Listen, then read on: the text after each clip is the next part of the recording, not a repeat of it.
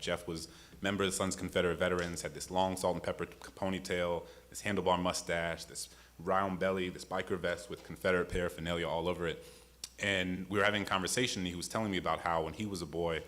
his grandfather used to take him to this cemetery. His grandfather used to bring him to this beautiful white gazebo that sat at the center of the cemetery, and they would sing the old Dixie anthem, and they would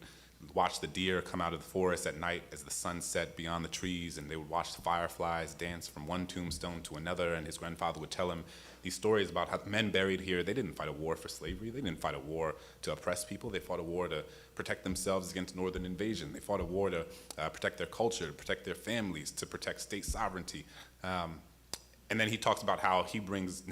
his daughters to that same cemetery and tells them the same stories that his grandfather told him, and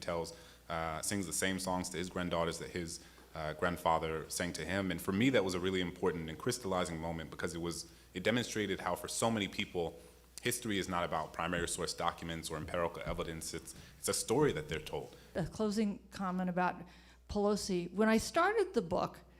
the pitch I made to my publisher was that here is the most powerful woman in American history, the first female Speaker of the House. And when I finished the book, I thought, she's in the history books as the first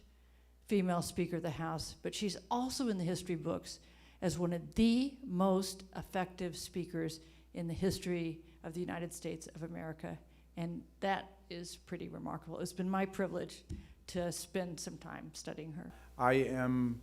really committed with every fiber of my being for us to get the absolute total truth about what happened to America on January 6th, the violent insurrection that resulted in the wounding and injury of 150 of our police officers, people coming back with broken ribs, broken jaws, broken necks, broken noses, lost fingers, broken feet, toes, traumatic brain injuries, and multiple officers, post-traumatic stress syndrome. And resulted in the storming and the laying of siege to the Capitol of the United States. They interrupted the counting of electoral college votes for the first time in American history, and as Judge Carter said in his opinion in a federal district court case, the Eastman case 2 weeks ago, he said it could have permanently ended the peaceful transfer of power and democracy in America.